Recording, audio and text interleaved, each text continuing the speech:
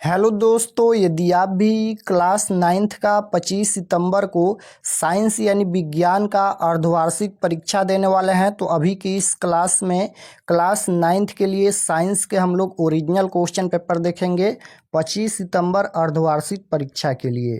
तो आप लोग इस क्लास में अंत तक बने रहिएगा। यहाँ पर देख सकते हो class 9th half yearly examination सितंबर 2025, अर्धवार्षिक परीक्षा सितंबर 2025। ये साइंस यानी विज्ञान का क्वेश्चन पेपर है 25 सितंबर अर्धवार्षिक परीक्षा के लिए। तो साइंस का विषय कोड 112 रहेगा और पूर्णांक 100 रहेगा, यानी 100 नंबर का एग्जाम होगा और समय यहाँ पर 3 घंटा का मिलेगा। तो सबसे पहले खंड अ मिलेगा, सेक्शन ए, जिसमें आपसे ऑब्जेक्टिव टाइप क्वेश्चन पूछा जाएगा। तो साइंस में भी 1 से लेकर 80 तक ऑब्जेक्टिव क्वेश्चन पूछा जाएगा, जिनमें से 50 प्रश्नों के उत्तर देना है परीक्षा में, यानी 80 क्वेश्चन में से 50 क्वेश्चन का उत्तर देना है एग्जाम में। तो आइए पहला नंबर क्वेश्चन देखते हैं। और अगर आप लोग चैनल पर नए होंगे तो चैनल को जरूर सब्सक्राइब कर लीजिएगा, क्योंकि सभी सब्जेक्ट का क्वेश्चन पेपर अपलोड होगा। अभी कुछ देर में सोशल साइंस का भी क्वेश्चन पेपर अपलोड होगा। तो पहला नंबर क्वेश्चन यहाँ पर पूछा गया है, यदि कोई वस्तु समय के साथ अपनी स्थिति बदलती है तो वह होती है। यदि कोई वस्तु समय के साथ अपनी स्थिति बदलती हैं तो वह होती हैं, स्थिर होती हैं, गतिशील या गतिशील नहीं, या इनमें से कोई नहीं। तो इसका राइट आंसर क्या हो जाएगा? यदि कोई वस्तु समय के साथ अपनी स्थिति बदलती हैं तो वह गतिशील होती हैं। Right answer option number B हो जाएगा। फर्स्ट क्वेश्चन का right answer option number B हो जाएगा, गतिशील होती हैं। लास्ट में हम आपको बताएंगे कि आप लोग क्वेश्चन पेपर ऑब्जेक्टिव सब्जेक्टिव कहाँ से डाउनलोड कर सकते हैं। 2 नंबर क्वेश्चन है कि चाल की एसआई इकाई है। तो चाल की एसआई इकाई क्या होता है? तो चाल की एसआई इकाई मीटर प्रति सेकंड होता है, मीटर प्रति सेकंड होता है। तो right answer option number B हो जाएगा, मीटर प्रति सेकंड ऑप्शन नंबर बी में दिया गया है। यहाँ पर देख लीजिए, ये क्लास 9th के लिए साइंस का ओरिजिनल क्वेश्चन पेपर है। क्वेश्चन नंबर 3 देखिए, यहाँ पर पूछा गया है कि चाल और वेग में क्या अंतर है। तो चाल और वेग में क्या अंतर है? तो क्वेश्चन नंबर 3 का राइट आंसर क्या होगा? तो चाल और वेग में क्या अंतर है? तो ये हो जाएगा वेग सदिश है, चाल अदिश है। Right answer option number C हो जाएगा। चाल और वेग में क्या अंतर है? तो वेग सदिश है और चाल अदिश है। राइट आंसर सी होगा।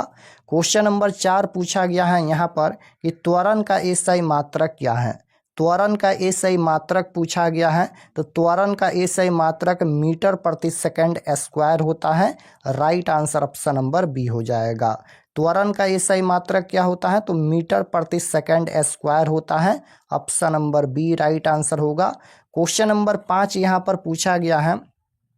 5 नंबर क्वेश्चन है, यदि कोई वस्तु विराम से चलना प्रारंभ करे तो उसका प्रारंभिक वेग होता है। तो क्वेश्चन नंबर 5 का राइट आंसर सी हो जाएगा, 0 होता है। क्वेश्चन नंबर 6 पूछा गया है, एक वस्तु 10 सेकंड में 100 मीटर चलती है, उसकी चाल क्या होगी? चाल पूछा गया है। तो 6 का राइट आंसर हो जाएगा 100 मीटर प्रति second. Right answer option number C होगा क्वेश्चन नंबर 6 का। क्वेश्चन नंबर 7 यहाँ पर पूछा गया है। 7 नंबर क्वेश्चन देखिए है, किसी वस्तु की विस्थापन और दूरी समान हो सकती है जब। किसी वस्तु की विस्थापन और दूरी समान हो सकती है जब। तो राइट आंसर क्वेश्चन नंबर 7 का हो जाएगा, गति रेखीय हो। Right answer option number B हो जाएगा, किसी वस्तु की विस्थापन और दूरी समान हो सकती है जब गति रेखीय हो। तो right answer option number B होगा। क्वेश्चन नंबर 8 यहाँ पर पूछा गया है। 8 नंबर क्वेश्चन है कि गति का रेखा चित्र दिखलाता है। तो गति का रेखा चित्र दिखाता है। तो क्वेश्चन नंबर 8 का राइट आंसर हो जाएगा, समय और दूरी का संबंध। ऑप्शन नंबर ए राइट आंसर हो जाएगा, समय और दूरी का संबंध।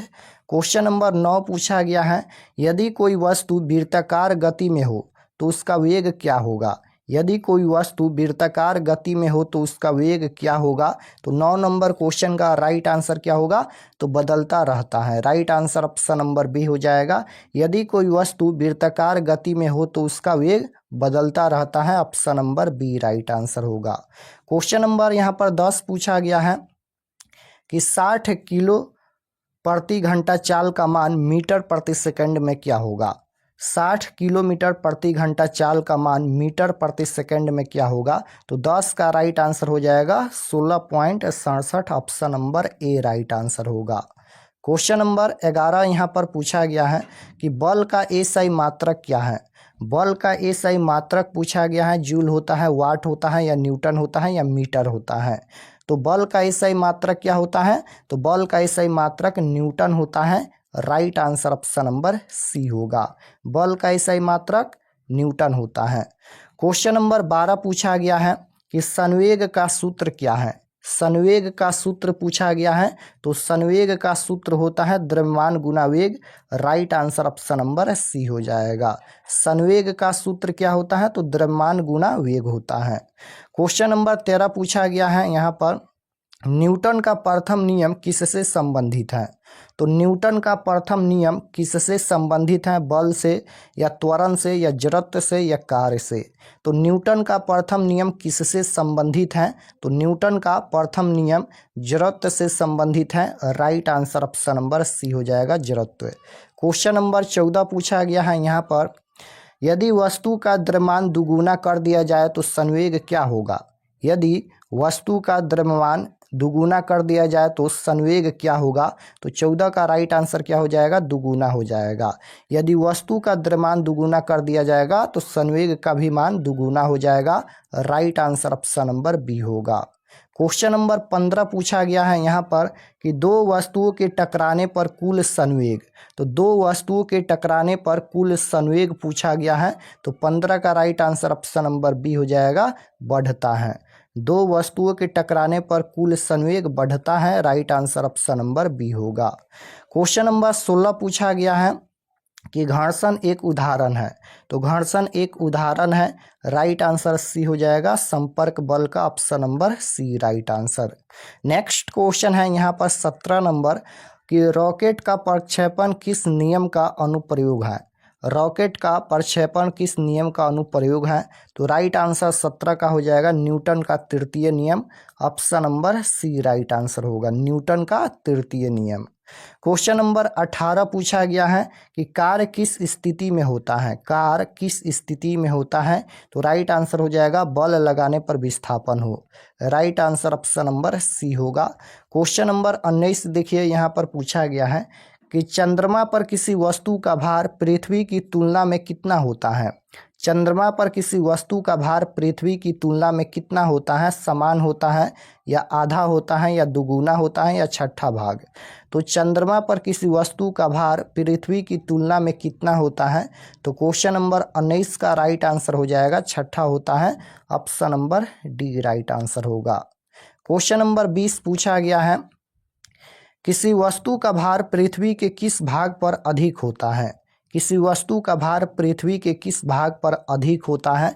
तो 20 का राइट आंसर हो जाएगा, ध्रुवों पर, option number B right answer होगा, ध्रुवों पर। क्वेश्चन नंबर 21 पूछा गया है, गुरुत्वाकर्षण स्थिरांक यानी जी का मान पूछा गया है। गुरुत्वाकर्षण स्थिरांक जी का वैल्यू पूछा गया है, तो राइट आंसर हो जाएगा 6.67 गुना 10 के power -11, right answer option number B हो जाएगा, क्वेश्चन नंबर 21 का। क्वेश्चन नंबर 22 पूछा गया है यहाँ पर कि गुरुत्वाकर्षण बल का सूत्र क्या है? गुरुत्वाकर्षण बल का सूत्र पूछा गया है, तो गुरुत्वाकर्षण बल का सूत्र होता है F बराबर G into M1 M2 by यहाँ पर R², right answer option number B में दिया गया है, option number B right answer होगा। 23 नंबर क्वेश्चन है कि द्रव्यमान की एसआई इकाई क्या है? द्रव्यमान की एसआई इकाई पूछा गया है, तो द्रव्यमान की एसआई इकाई न्यूटन होता है, right answer option number B होगा। द्रव्यमान की एसआई इकाई क्या होता है? तो न्यूटन होता है। क्वेश्चन नंबर 24 पूछा गया है, द्रव्यमान और वजन के बीच क्या संबंध है? तो द्रव्यमान और वजन के बीच क्या संबंध होता है? तो इसका राइट आंसर ऑप्शन नंबर ए हो जाएगा। क्वेश्चन नंबर 25 पूछा गया है यहाँ पर, 25 नंबर क्वेश्चन है, किसी वस्तु का भार चंद्रमा पर कम क्यों होता है? किसी वस्तु का भार चंद्रमा पर कम क्यों होता है? तो ये हो जाएगा, गुरुत्व कम है, option number B right answer होगा। क्वेश्चन नंबर 26 है, मुक्त पतन में वस्तु का त्वरण क्या होता है? तो 26 का राइट आंसर हो जाएगा, ऑप्शन नंबर बी 9.8 मीटर प्रति सेकंड स्क्वायर हो जाएगा। Option number B right answer. Question number 27 देखिए पूछा गया है, किसी वस्तु का भार शून्य होता है जब वह, किसी वस्तु का भार शून्य होता है जब वह, राइट आंसर हो जाएगा जब वह मुक्त पतन में हो। Right answer option number D हो जाएगा। क्वेश्चन नंबर 28 देखिए पूछा गया है, यदि दो वस्तुओं के बीच की दूरी दुगुनी कर दी जाए तो हो जाएगा। राइट आंसर 28 का क्या हो जाएगा, 1/4 हो जाएगा। Option number C right answer होगा। यदि दो वस्तुओं के बीच की दूरी दुगुनी कर दी जाए तो हो जाएगा 1/4। क्वेश्चन नंबर 29 पूछा गया है यहाँ पर कि पदार्थ का सबसे मौलिक गुण क्या है। पदार्थ का सबसे मौलिक गुण पूछा गया है, तो राइट आंसर हो जाएगा द्रव्यमान है। Option number C right answer. 30 number question यहाँ पर पूछा गया है, निम्नलिखित में कौन सी अवस्था में अणु सबसे अधिक गतिशील होते हैं। निम्नलिखित में से कौन सी अवस्था में अणु सबसे अधिक गतिशील होते हैं, तो क्वेश्चन नंबर 30 का राइट आंसर हो जाएगा plasma. Option number D right answer होगा क्वेश्चन नंबर 30 का। क्वेश्चन नंबर 31 पूछा गया है यहाँ पर, गैसों का गुण धर्म क्या होता है। गैसों का गुण धर्म क्या होता है, तो राइट आंसर हो जाएगा संपीड्यता। Option number B right answer होगा। 32 नंबर क्वेश्चन पूछा गया है, ठोस पदार्थ की विशेषता क्या होती है। ठोस पदार्थ की विशेषता क्या होती है, तो राइट आंसर हो जाएगा उनका निश्चित आकार होता है। Option number B right answer होगा। क्वेश्चन नंबर यहाँ पर देखिए, ये 33 नंबर क्वेश्चन है और 33 का उत्तर हम बता देते हैं। तो 33 नंबर क्वेश्चन का राइट आंसर हो जाएगा पिघलना। ऑप्शन नंबर सी में दिया गया है। 33 का नोट कर लीजिएगा, सी हो जाएगा पिघलना। क्वेश्चन नंबर 34 पूछा गया है कि किस प्रक्रिया में तरल गैस में परिवर्तन होता है। किस प्रक्रिया में तरल गैस में परिवर्तन होता है, तो 34 का राइट आंसर हो जाएगा वाष्पीकरण। Option number B right answer हो जाएगा वाष्पीकरण। 35 नंबर क्वेश्चन है, किस अवस्था में कण सबसे कम गतिशील होते हैं। तो किस अवस्था में कण सबसे कम गतिशील होते हैं, तो ये हो जाएगा ठोस अवस्था में। Right answer option number A होगा, ठोस अवस्था में कण सबसे गतिशील होते हैं। राइट आंसर ए होगा। 36 नंबर क्वेश्चन है, बर्फ का गलनांक कितना होता है। बर्फ का गलनांक कितना होता है, तो 100 डिग्री सेल्सियस ताप होता है। राइट आंसर ऑप्शन नंबर ए हो जाएगा। क्वेश्चन नंबर 37 है कि निम्नलिखित में कौन संघनन का विपरीत है। निम्नलिखित में कौन संघनन का विपरीत है, तो 37 का राइट आंसर हो जाएगा वाष्पीकरण। Option number C right answer होगा। निम्नलिखित में कौन संघनन का विपरीत है, तो वाष्पीकरण हो जाएगा। 38 नंबर क्वेश्चन है, ऊष्मा का एसआई मात्रक क्या होता है। तो ऊष्मा का एसआई मात्रक पूछा गया है, तो ऊष्मा का एसआई मात्रक जूल होता है। Right answer option number C हो जाएगा। ऊष्मा का एसआई मात्रक क्या होता है, जूल होता है। नेक्स्ट क्वेश्चन है यहाँ पर 40 नंबर, निम्नलिखित में कौन उत्पादन पदार्थ हैं, तो राइट आंसर क्वेश्चन नंबर 40 का ऑप्शन नंबर बी हो जाएगा यहाँ पर कपूर। Option number B right answer होगा। क्वेश्चन नंबर 41 है कि वाष्पन की प्रक्रिया से उत्पन्न होती है। तो वाष्पन की प्रक्रिया से क्या उत्पन्न होती है, तो ठंडक उत्पन्न होती है। Right answer option number A होगा। क्वेश्चन नंबर 42 है, शुद्ध पदार्थ क्या होता है। शुद्ध पदार्थ क्या होता है, तो ये हो जाएगा एक ही प्रकार के कण। ऑप्शन नंबर ए राइट आंसर होगा। शुद्ध पदार्थ क्या होता है, तो एक ही प्रकार के कण। क्वेश्चन नंबर 43 है, मिश्रण क्या होता है। तो मिश्रण क्या होता है, तो दो या दो से अधिक पदार्थों का यौगिक। Right answer option number D हो जाएगा। क्वेश्चन नंबर 44 है, समबांगी मिश्रण का एक उदाहरण है। तो समबांगी मिश्रण का एक उदाहरण कौन है, तो राइट आंसर 44 नंबर का हो जाएगा चाय। Option number B right answer. Question number 45 है, मिश्रण को घटकों में अलग करने की प्रक्रिया कहलाती है। क्या कहलाती है, तो यहाँ पर हो जाएगा पृथक्करण कहलाती है। Right answer option number C हो जाएगा। 46 नंबर क्वेश्चन है कि निम्नलिखित में कौन शुद्ध पदार्थ है।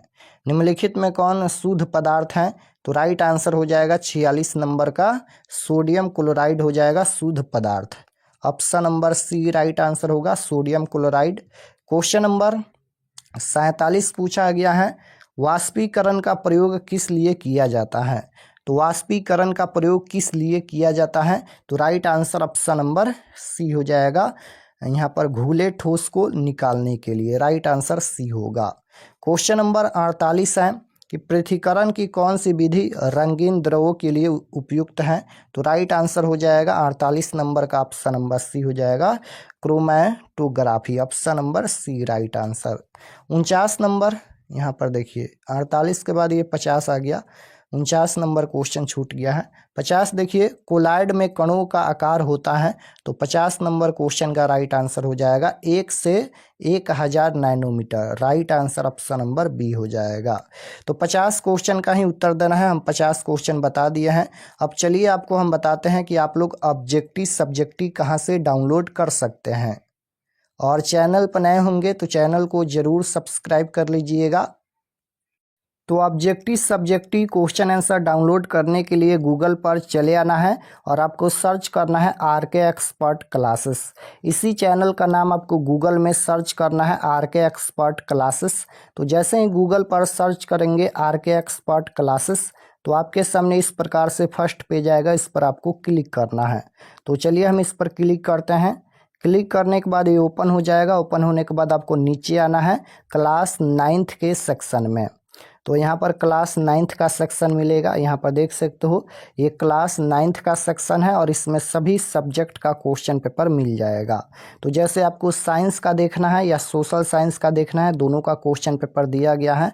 25 सितंबर क्लास 9th है साइंस क्वेश्चन पेपर, 25 सितंबर class 9th social science question paper. Science और सोशल साइंस दोनों का क्वेश्चन पेपर अपडेट कर दिया गया है। जो भी सब्जेक्ट का देखना है क्लिक करके आप लोग क्वेश्चन पेपर देख सकते हैं। तो जैसे साइंस का देखना है तो इस पर क्लिक कीजिए। क्लिक करने के बाद ये ओपन हो जाएगा। नीचे आएंगे तो सब्जेक्ट ये साइंस का पेज खुला है। एग्जाम डेट 25 तारीख को होने वाला है। और व्हाट्सअप चैनल आप लोग ज़रूर ज्वाइन कर लीजिएगा, इस पर क्लिक करके क्लास का लिंक मिलेगा और ये सभी परीक्षा से संबंधित जानकारी लिखा गया है। नीचे आएंगे तो यहाँ पर देखिए class 9th science objective answer की, ऑब्जेक्टिव का आंसर यहाँ पर अपडेट कर दिया गया है। देख सकते हो सभी क्वेश्चन का आंसर यहाँ पर अपडेट कर दिया गया है। तो ये तो ऑब्जेक्टिव हो गया। ऑब्जेक्टिव के बाद नीचे आएंगे तो डाउनलोड सब्जेक्टिव क्वेश्चन, डाउनलोड पर क्लिक करके आप लोग सब्जेक्टिव क्वेश्चन भी डाउनलोड कर सकते हैं। और इसी प्रकार से यहाँ पर सोशल साइंस पर क्लिक करके आप लोग सोशल साइंस का क्वेश्चन पेपर भी डाउनलोड कर सकते हैं। तो साइंस और सोशल साइंस दोनों का क्वेश्चन पेपर दिया गया है। जो भी सब्जेक्ट का देखना है क्लिक करके आप लोग क्वेश्चन पेपर देख सकते हैं।